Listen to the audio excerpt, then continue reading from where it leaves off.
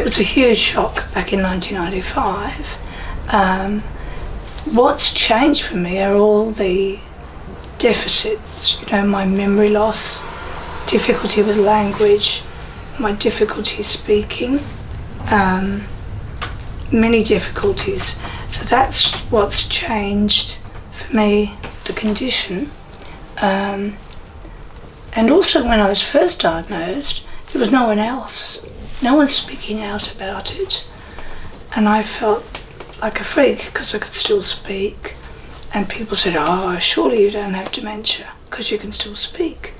So it was awful. I don't think there was anyone else for the first 5 or 6 years. Then I met a few people on the internet. But even then, just a few of us. It was a loss of my cognitive work self.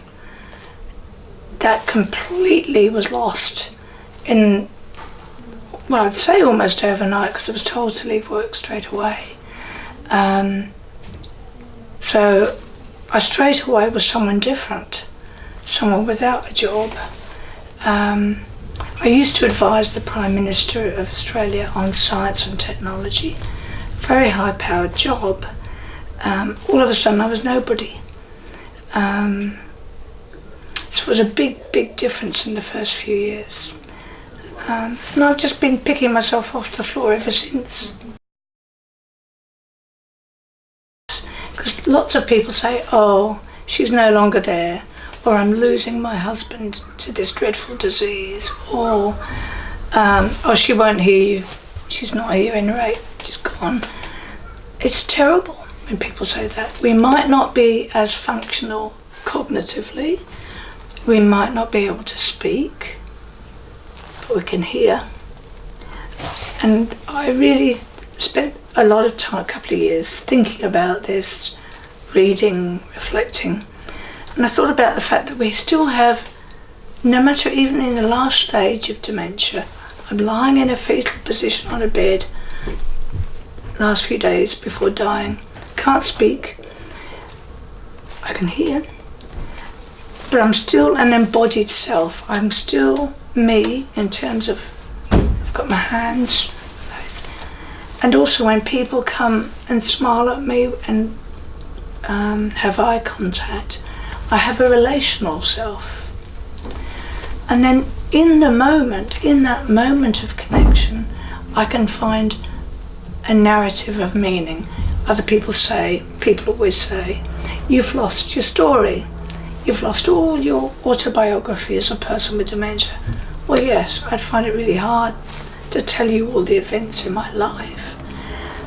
But they don't have to stretch over a whole long time.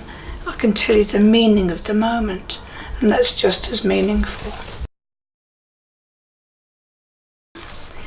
What's really amazing is that I don't have to do it anymore. There's so many people out there, fantastic women and men, speaking out and playing a prominent role in raising awareness.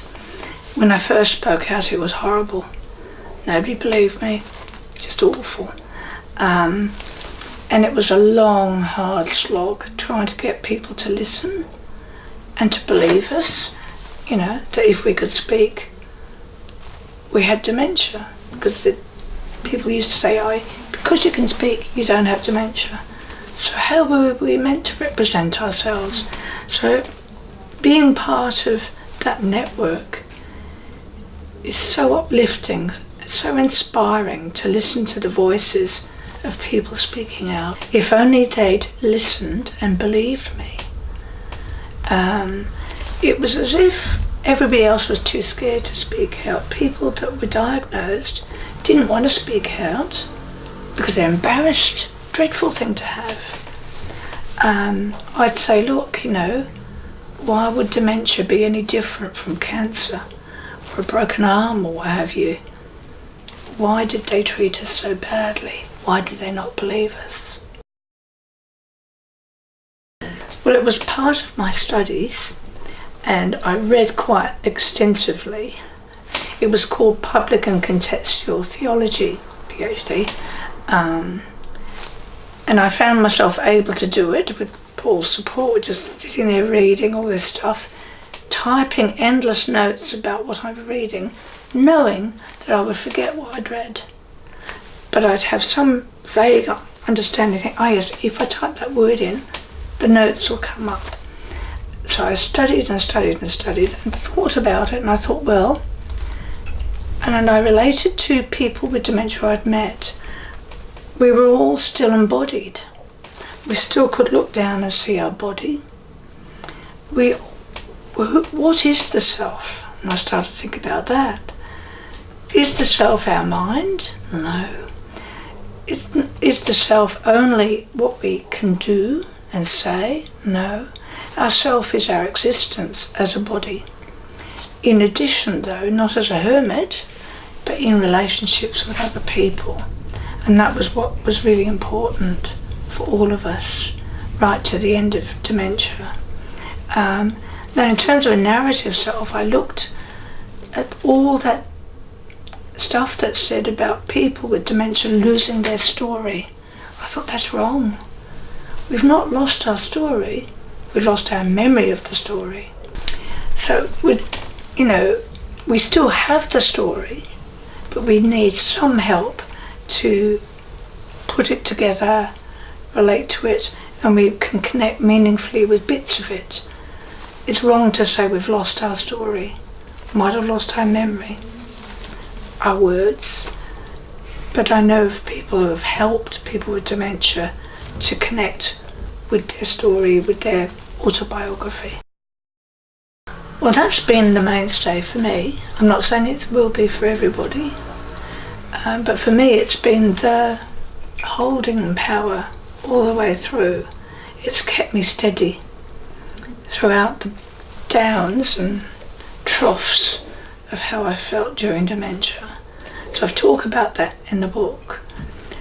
But importantly, it's a secular book. I talk about all the many people I've met with dementia who have been people of many faiths or no faith, and how they retain an embodied self or a relational self or narrative self with little vignettes. So I've written those up, and they're all actually true stories, but obviously disguised, names disguised, to try and show how all of us still have an ability to retain aspects of ourself, and they are aspects. It depends how you define self. So there are all sorts of aspects. Yes, we might have lost that sort of cognitive aspect, doing, saying, calculating, remembering stuff like I can't remember the title of my book without looking, obvious things like that. So I'm deficient in, even though I might not look deficient.